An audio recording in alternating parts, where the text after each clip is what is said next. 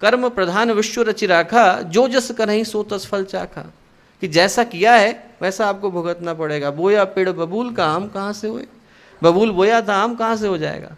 जब हम लोगों के जीवन में कष्ट आते हैं तो भूल जाते हैं कि उस समय में वो दुष्प्रवृत्तियाँ बोई तो हमने ही थी, वो दुष्भावनाएं बोई तो हमने ही थी, वो कर्म हमसे ही तो हुए थे, लौट करके हमारे सामने आ रहे हैं।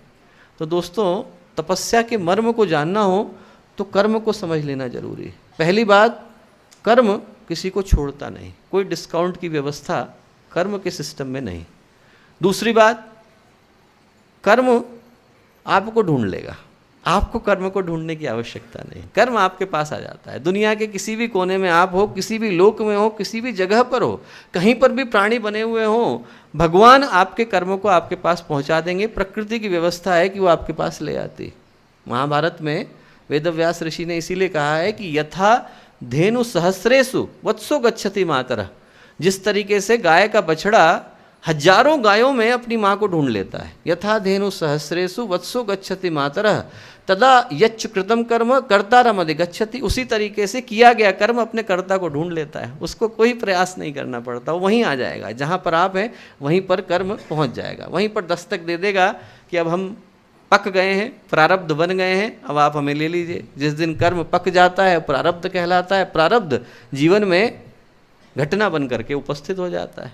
आदमी एकदम से अपने सामने सुख को पाता है, दुख को पाता है, कर्म की व्यवस्था है।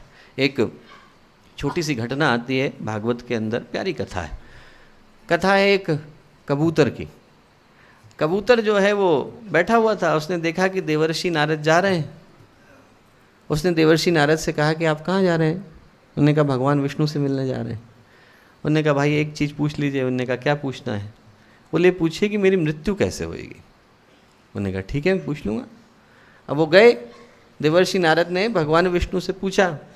उन्होंने कहा कि भगवान एक बात बताइए कि वो जो कबूतर मिला था उसकी मृत्यु कैसे होगी। तो भगवान विष्णु बोले कि ऐसा है नारद कि ये जो है प्रकृति की विधि की दी हुई व्यवस्था है, इसमें हम लोग व्यतिरेक नहीं करते। प्रकृति की व्यवस्था है, उसमें हम लोग हस्तक्षेप करने वाले कोई नहीं होते। बोले आप जैसा चल रहा है वैसे चलने दो। बोले नहीं नहीं मैं जानना चाहता हूँ। बोले जान करके करोगे क्या? बोले मैं कोशिश करूँगा कि बदल जाए। बोले देखो आप कोशिश कर सकते हो पर व्यक्ति को परिणाम तो कर्म के अनुसार मिलता है, आप उसमें रोकने वाले कोई नहीं हो, प्रकृति की बनाई हुई व्यवस्था है। उन्होंने कहा नहीं नहीं आप बताइए। उन्होंने कहा ऐसा है कि उसकी मृत्यु जो है वो बिल्ली के हाथों से होएगी। बोले कब होएगी? बोले अभी 15 मिनट के अंदर। और वो एकदम भागे। नारद जो है बोले कि मैं जाता हूँ, तुरंत कबूतर को बचाता हूँ। बोले अरे पूरी बात तो सुन जाओ आप। बोले नहीं नहीं नहीं मैं पहले कबूतर को बचाऊँगा फिर आता हूँ आपके पास। नारद भागे फटाक से गए, उनने कबूतर को लिया। उनने कहा कहाँ ले जाऊँ जहाँ पर बिल्ली नहीं होगी? तो उन्होंने कहा हिमालय के शिखर पर ले जाता हूँ। हिमालय में बिल्लियाँ कहाँ होती हैं, एक हाइट के ऊपर मिलती नहीं। हिमालय के ऊपर उनने ले जा करके एक बहुत बड़ी गरुड़ की गुफा थी, उसके अंदर ले जा करके रख दिया। उनने कहा यहाँ तो बिल्ली किसी हालत में नहीं आ सकती, एकदम गुफा के ऊपर है। बड़े प्रसन्न होकर के लौटे भगवान विष्णु के पास। भगवान विष्णु से बोले मैंने बदल दिया विधि के विधान को। भगवान विष्णु बोले कि आप विधि के विधान का माध्यम बन गए हो नारद। बोले कैसे? बोले आप पलट करके देखो कि क्या घटा है। उनने पलट करके देखा तो देखा कि गरुड़ चील जो है उस दिन अपने बच्चों के लिए बिल्ली लेकर के आए, खाने के लिए बिल्ली लेकर के आए और अपने घोंसले में रखी। बिल्ली ने कबूतर देखा तो सबसे पहले कबूतर को मार दिया।